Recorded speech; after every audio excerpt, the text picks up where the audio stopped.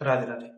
हम लोग बात करने आए हैं class 10th UP board result की या सीबीएसई बोर्ड रिजल्ट की। क्लास 10th और 12th सीबीएसई भी अभी डिक्लेयर हुआ, साथ में यूपी बोर्ड जो कि हमारे पास आज डिक्लेयर हुआ है।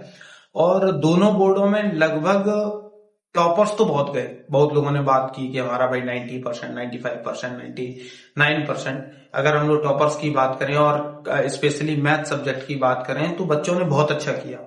बहुत से बच्चे 100 आउट ऑफ 100 या फिर 99, 98, 97 तक रहे। लेकिन कुछ बच्चे ऐसे भी थे जिन्होंने मेहनत वाकई में की, लेकिन उनका परिणाम उनके अकॉर्डिंग नहीं आ पाया।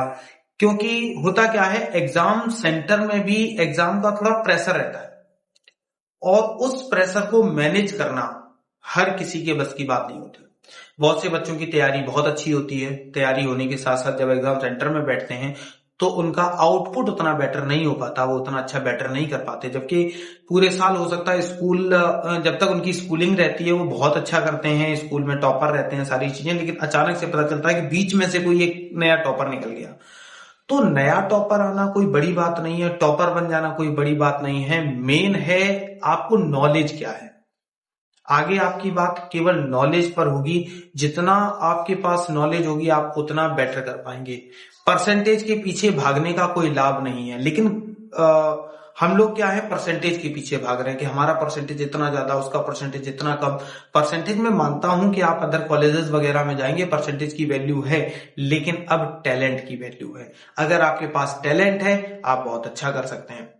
साथ में बात कर रहे थे हम लोग बोर्ड एग्जाम की, तो बोर्ड एग्जाम में यूपी बोर्ड का भी आप रिजल्ट आ चुका है, सीबीएसई क्लास 10th का भी आ चुका है। अब केवल इंतजार है हमें आईसीएसई बोर्ड का।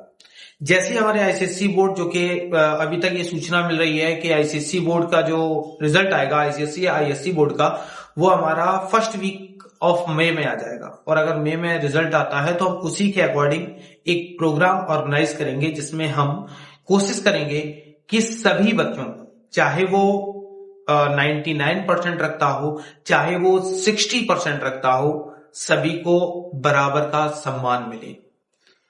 उसके मन में ये ना आए कि मेरे आज इतने ज्यादा परसेंटेज हैं तो मेरी वैल्यू ज्यादा है। मैं जानता हूं इसी वजह से बहुत सी ऐसी चीजें होती हैं कि बच्चा बहुत इतना डिप्रेस्ड हो जाता है, इतना वो सोच लेता है इन चीजों को देखकर। क्योंकि हम लोग क्या करते हैं, कंपैरिजन करते हैं कि फलाने का लड़का इतने परसेंटेज ले आया, तुमसे नहीं हो पाया। अब फिर कहते हैं कि बेटा कोई बात नहीं, तो उसको आप क्या करें, सपोर्ट करें। इस बार नहीं हुआ, नेक्स्ट टाइम होगा। और अगर आप मेहनत से लगे हैं तो आप बहुत अच्छा कर जाएंगे। कहा भी जाता है कि जिसको ज्यादा असफलताएं मिलती हैं आगे चलकर वही सबसे ज्यादा सफल व्यक्ति नजर आता है।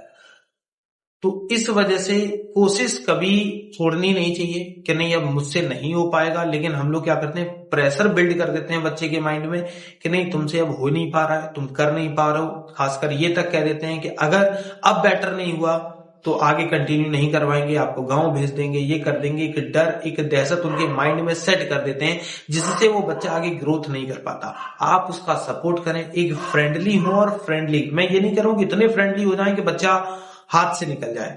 क्योंकि होता क्या है, नॉर्मल सी भी अगर बात की जाए तो आपकी साइकिल है, बाइक है, सब में एक ब्रेक भी दिया जाता है कि आप एक स्पीड लेकर जाएं, बहुत स्पीड लेकर जाएं, लेकिन उसको रोकने के लिए आपके हाथ में ब्रेक भी हो। तो आप इतना भी फ्रेंडली ना हो कि ब्रेक ही खत्म हो जाए, विदाउट ब्रेक गाड़ी स्पीड में चलती रहे। तो आप फ्रेंडली हो लेकिन इतना भी नहीं।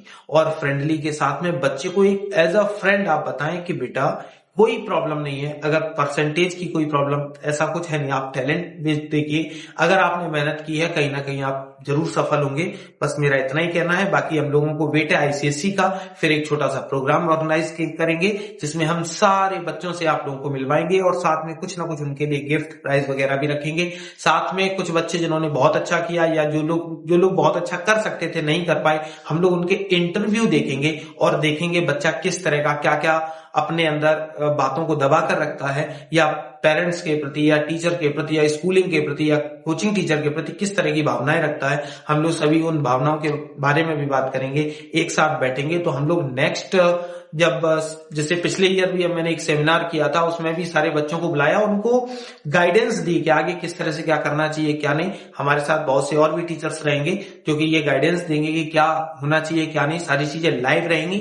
तो आप लोग मेरे साथ जुड़े रहें। वेट है केवल और केवल आईसीएसई और सीबीएसई क्लास 12 के रिजल्ट आने का। बाकी हम लोग एक साथ मिलेंगे। धन्यवाद।